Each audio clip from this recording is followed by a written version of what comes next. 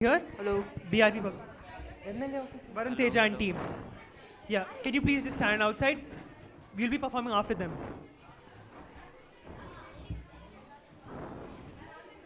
ಸುಮ್ಮನೆ ಜೋರಾಗಿ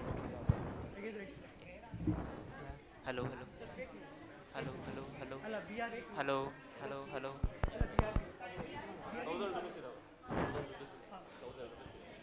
Can we please have silence in the back? Can we please have silence? ಎಲ್ಲರೂ ಸ್ವಲ್ಪ ಸುಮ್ಮನಿರ್ತೀರಾ? Can you have silence everybody? Thank you. Now we have Skanda and team from Sri Rama Vidyalaya. ಅಣ್ಣ ಅಣ್ಣ ಹಾ ಏನ್ ಹೇಳೋ ತಮ್ಮ. ನನ್ನ ಪಾಲ್ ನಂಗೆ ಕೊಟ್ಬಿಡಿ. ನೋಡು ತಮ್ಮ, ನಾವೆಲ್ಲರೂ ಒಂದೇ ಮನೆಯಲ್ಲಿ ಒಗ್ಗಟ್ಟಾಗಿ ಇರೋಣ. ಆಸ್ತಿ ಪಾಲ್ ಮಾಡುವುದು ಬೇಡ, ಒಗ್ಗಟ್ಟಿನಲ್ಲಿ ಬಲವಿದೆ ಕಣೋ. ಅದೆಲ್ಲ ನಂಗೆ ಗೊತ್ತಿಲ್ಲ. ನನ್ನ ಪಾಲ್ ನಂಗೆ ಸಿಕ್ಬಿಡ್ಬೇಕಷ್ಟೇ. ನಾನು ನನ್ನ ಆಸ್ತಿನ ಮಾರಾಟ ಮಾಡಿ ಬಿಸ್ನೆಸ್ ಮಾಡ್ತೀನಿ. ಆಸ್ತಿ ಮಾರಾಟ ಮಾಡಬೇಡ, ಇಷ್ಟು ಒಳ್ಳೆ ಕೃಷಿ ಭೂಮಿ ನಿನಗೆಲ್ಲೂ ಸಿಗಲ್ಲ. ಅಣ್ಣ, ನಿನಗೆ ಈಗ ಆಸ್ತಿಲಿ ಸಮಪಾಲ್ ಬರ್ಬೇಕಷ್ಟೇ ತಾನೇ. ನಾನು ನಿನಗೆ ಮಾಡಿಸ್ಕೊಡ್ತೀನಿ. MLA ಸಾಹೇಬ್ರ ಹತ್ರ ಹೋಗಿ ಬೇಡ್ಕೋತೀನಿ. ತಂದೆಯವ್ರ ಆಸ್ತಿ ಪಾಲ್ ಮಾಡ್ಬೇಕಂತ ಪಂಚಾಯತಿ ಕರೆಸ್ತೀನಿ. ಆಗಲಿ ತಮ್ಮ, ಹಾಗೆ ಮಾಡು. ಆದರೆ ಆ ನನ್ನ ಎರಡನೇ ತಮ್ಮನಿಗೆ ಒಂದು ಕಿಲುಬು ಕಾಸು ಕೊಡಲ್ಲ. ಆಯ್ತು ಆಯ್ತು, ಮನೇಲಿ ಸಮಾಧಾನ ಮಾಡ್ಕೊಂಡಿರಿ. ನಾನು MLA ಆಫೀಸ್ಗೆ ಹೋಗಿ ಬರ್ತೀನಿ. ಸರಿ, ಹಾಗೆ ಮಾಡು. ಆಯ್ತು.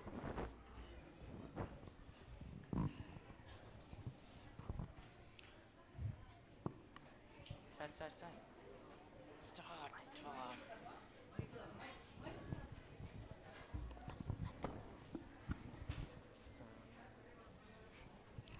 ಏ ಶಂಕರ, ಇವತ್ತೊಂದು ದೊಡ್ಡ ಶ್ರೀಮಂತರ ಮನೆಯಲ್ಲಿ ಕನ್ನ ಕೊರೆಯೋಕೆ ಹೋಗೋಣ. ಮತ್ತೆ ಅಲ್ಲಿ 1.5 kg ಚಿನ್ನ ಇದೆ, ಅದನ್ನು ದೋಚ್ಕೊಂಬರೋಣ. ನನ್ನ ಜೊತೆ ಬರ್ತೀಯಾ? ಹೌದಾ? ಕದ್ದ ಮಾಲಲ್ಲಿ 75% ಕೊಡೋದಾದ್ರೆ ಖಂಡಿತ ಬರ್ತೀನಿ. 75%? ಏ ಶಂಕರ, ದುರಾಸೆ ದುಃಖಕ್ಕೆ ಮೂಲ. 25% ಕೊಡ್ತೀನಿ. ಬರ್ತೀಯಾ? ಬಾ, ಇಲ್ಲಾಂದ್ರೆ ಹೋಗ್ತಾ ಇರು. ನೀನು ಸೋಂಬೇರಿ, ಕನ್ನ ಕೊರಿಯೋದು ನಾನೇ, ಒಳಗೋಗಿ ಕದಿಯೋದು ನಾನೇ, ನೀನು ಜೊತೆಗೆ ಬಂದು ಮೂಟೆ ಹೊತ್ತುದಷ್ಟೇ. ಸರಿ, ನೀನು ನನಗೆ ಸಹಾಯ ಮಾಡಿದರೆ ನಾನು ನಿನ್ಗೆ ಅವಾಗ 50% ಕೊಡ್ತೀನಿ. ಆಗ ಬರ್ತೀಯಾ? ಆಯಿತು, ಎಲ್ ಮನೆ ತೋರಿಸು, ಒಂದು ಕೈ ನೋಡೋಣ. ಸರಿ ಬಾ. ಅದೇ ಮನೆ, ಅದೇ ಮನೆ. ಬಾ ಬಾ.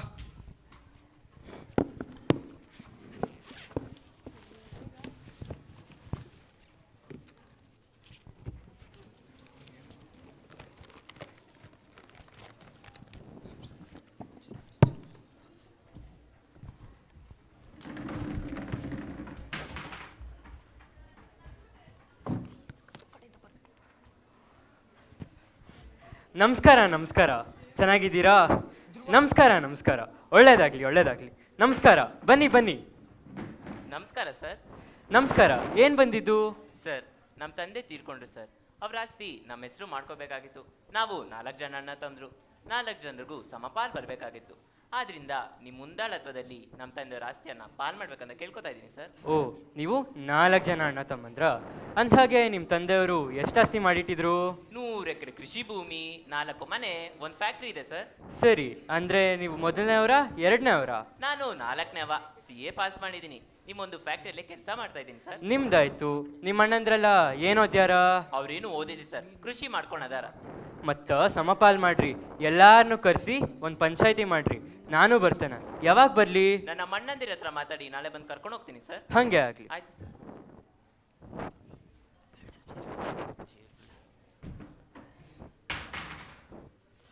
ಇದೇನಿದು, ಮನೆಯೆಲ್ಲ ಚೆಲ್ಲಾಪಿಲ್ಲಿ ಆಗಿದೆಯಲ್ಲ?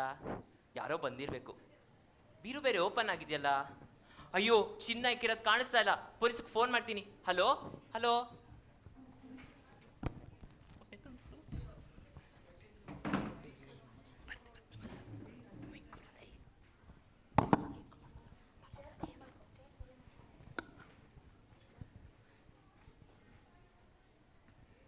ಏನು ಬರಿತಾ ಇದೆಯೇ ಅಕ್ಕ? ನಾನೊಂದು ಕವನ ಬರಿತಾ ಇದ್ದೀನಿ, ಓದ್ಲಾ? ಕವನ ಬರೆದಿದ್ಯಾ? ಓದು ನೋಡೋಣ. ಸಾಮರಸ್ಯದ ಬದುಕು ಜೀವನ ಸಾರ್ಥಕ ನೋಡು, ಸಹಬಾಳ್ವೆ ಸಹಕಾರ ಜೀವನದ ಗುರಿಯು, ಸಹಬಾಳ್ವೆ ಸಹಕಾರ ಜೀವನದ ಗುರಿಯು, ಸಾಮರಸ್ಯದ ಬದುಕು ಜೀವನ ಸಾರ್ಥಕ ನೋಡು, ಸಹಬಾಳ್ವೆ ಸಹಕಾರ ಜೀವನದ ಗುರಿಯು. ಸಹಬಾಳ್ವೆ ಸಹಕಾರ ಜೀವನದ ಗುರಿಯು. ಸಾಮರಸ್ಯದ ಬದುಕು. ನಿನ್ನ ನೀನು ತಿಳಿದಾಗ ಎಲ್ಲರೂ ನಿನ್ನನ್ನು ತಿಳಿಯುವರು. ಪರರಿಗೆ ಗೌರವ ಕೊಟ್ಟಾಗ ಗೌರವ ಜೀವನ ನಿನಗಿಹುದು. ಗೌರವ ಜೀವನ ನಿನಗಿಹುದು.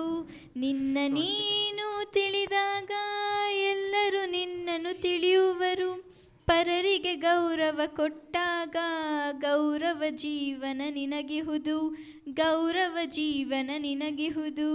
ಸಾಮರಸ್ಯದ ಬದುಕು. ತಂದೆಯವರು ತೀರಿಕೊಂಡರೆಂದು ದುಃಖಿಸುತ್ತಿದ್ಯಾ? ಸಮಾಧಾನ ಮಾಡಿಕೋ ಅಕ್ಕ. ತಂದೆಯವರು ತೀರಿಕೊಂಡ್ರು.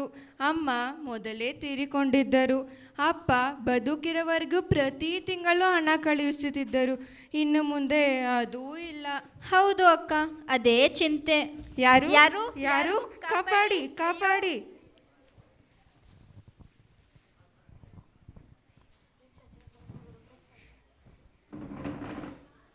ಅಕ್ಕ ಅಕ್ಕ ಕೇಳ್ದೇನೆ ಅಕ್ಕ, ನಮ್ಮ ಅಣ್ಣಂದ್ರು ಆಸ್ತಿಲಿ ಪಾಲ್ ಮಾಡ್ತಾ ಇದಾರಂತೆ. ಹೌದಾ? ನಮಗೂ ಅದ್ರಲ್ಲಿ ಸಮಪಾಲು ಬರ್ಲೇಬೇಕಲ್ವಾ? ನಮಗೂ ಸಮಪಾಲ್ ಬೇಕು. ನಾವು ಹೋಗಿ ಕೇಳೋಣ. ನೀನ್ ಅವ್ರ ಹತ್ರ ಹೋಗಿ ಏನಂತ ಕೇಳ್ತೀಯ?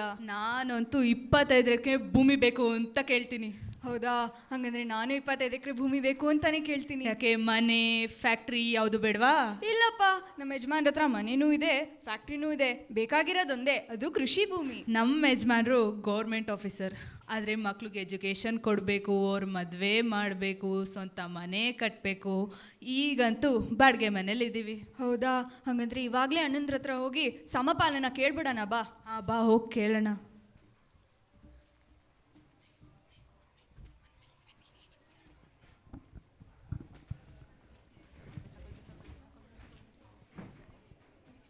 ತೆಂಗಿನಕಾಯಿ ಎಲ್ಲ ಕೊಯ್ದಾಯ್ತಾ ತಮ್ಮ? ಹಾ, ಎಲ್ಲ ಆಯ್ತು.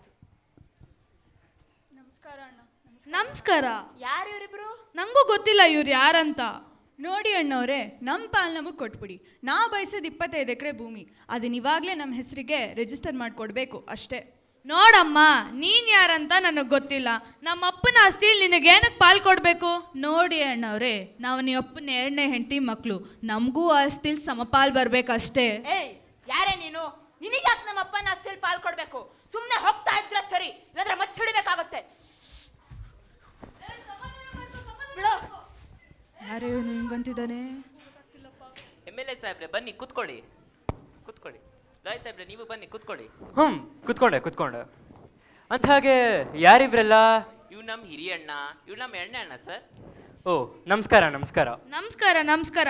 ಆರಾಮ್ರಿ ಸರ್? ಆರಾಮಾಗಿದ್ದೀವಿ. ಅಂದಹಾಗೆ ಲಾಯರ್ ಸಾಹೇಬ್ರೆ, ಈ ಅಣ್ಣ ತಮ್ಮಂದ್ರ ಅವ್ರ ತಂದೆ ತಾಯಿ ಬಗ್ಗೆ, ಅವ್ರು ಮಾಡಿಟ್ಟಿರುವಂಥ ಆಸ್ತಿ ಬಗ್ಗೆ ನಿಮಗೆ ಚೆನ್ನಾಗಿ ಗೊತ್ತೈತಿ.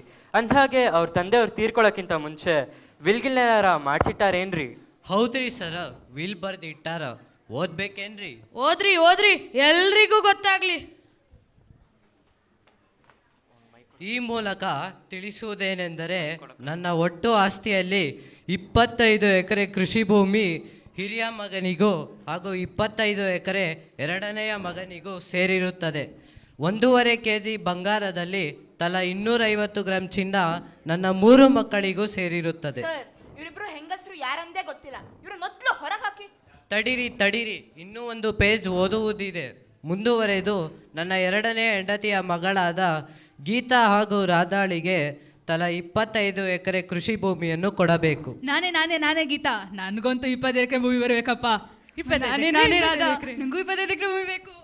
25 ಎಕರೆ. ಕುತ್ಕೊಂಡಿದ್ರೆ ಸರಿ. ಬಿಡು. ಯಾರ್ರೀ ಅದು? ಬರೀ ಒಳಗಡೆ.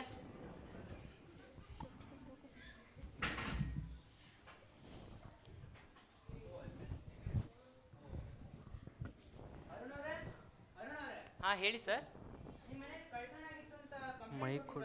ಹಾ ಹೌದು ಸರ್, 1.5 kg ಚಿನ್ನ ಕಳುವಾಗಿದೆ. ಹೌದಾ?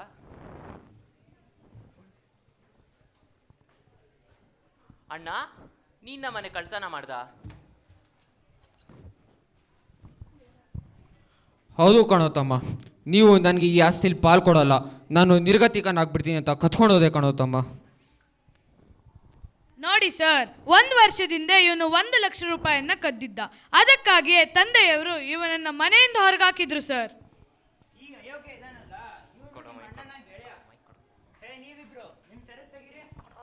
ಹೇಳಕ್ ಕೇಳಿಸ್ತಿಲ್ವಾ? ತೆಗೀರಿ ನಿಮ್ ಸರನ್ನ. ಇವ್ರಿಬ್ರು ಇವ್ರ ತಂಗಿರು. ನಿಮ್ಮ ನಿಜವಾದ ತಂಗಿ ರಾಧಾ ಗೀತಾನ ಕಿಡ್ನಾಪ್ ಮಾಡಿ ಅಡಗಿಸಿಟ್ಟಿದ್ರು. ನಾನು ಅವ್ರನ್ನ ಕರ್ಕೊಂಡು ಬಂದಿದ್ದೆ. ಹೇ ರಾಧಾ, ಗೀತಾ ಒಳಗ್ ಬನ್ನಿ. ನಿಮ್ಮ ಆಸ್ತಿನ ಹೊಡ್ಕೊಂಡು ಹೋಗಕ್ಕೆ ಬಂದಿದ್ದೆ ಜನ. ಅಯ್ಯೋ ಸಾರಿ ಸರ್, ಬಿಟ್ಬಿಡಿ ಸರ್, ಕ್ಷಮಿಸಿ ಸರ್. ಸರ್, ನಿಮ್ಮಿಂದ ತುಂಬಾ ಉಪಕಾರ ಆಯ್ತು ಸರ್. ನಮ್ಮಪ್ಪನ ಆಸ್ತಿ ಎಲ್ಲ ಉಳಿಸ್ಕೊಟ್ಟಿದ್ದೀರಾ.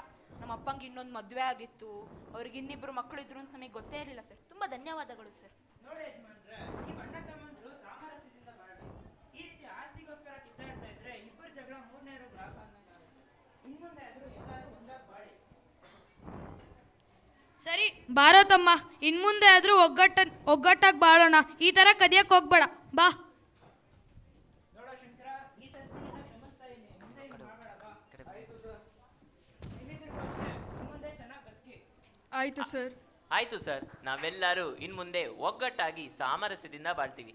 ಹಾಗೂ ನಮ್ಮ ತಂದೆಯವರು ಕಷ್ಟಪಟ್ಟು ಮಾಡಿಟ್ಟಿರೋ ಆಸ್ತಿಯನ್ನು ನಾವೇ ರಕ್ಷಿಸ್ತೀವಿ ಸರ್. ಹಾಗೂ ಅವರ ಫ್ಯಾಕ್ಟ್ರಿಯನ್ನು ನಾವೇ ನಡ್ಸ್ಕೊಂಡು ಹೋಗ್ತೀವಿ. ಹೌದು, ನೀವು ಹೇಳಿರೋದು ಸರಿಯಾಗೇ ಇದೆ. ನಾವೆಲ್ಲರೂ ಒಟ್ಟಾಗಿ ಸಾಮರಸ್ಯದಿಂದ ಬಾಳಿ ಈ ದೇಶಕ್ಕೆ, ಈ ರಾಜ್ಯಕ್ಕೆ ಸೇವೆ ಮಾಡೋಣ. ಸರಿ ಸರ್, ನಾವೆಲ್ಲರೇನು ಒಟ್ಟಾಗಿ ಬಾಳ್ತೀವಿ, ಒಂದಾಗಿ ಬಾಳೋಣ. ಧನ್ಯವಾದಗಳು. ಧನ್ಯವಾದ.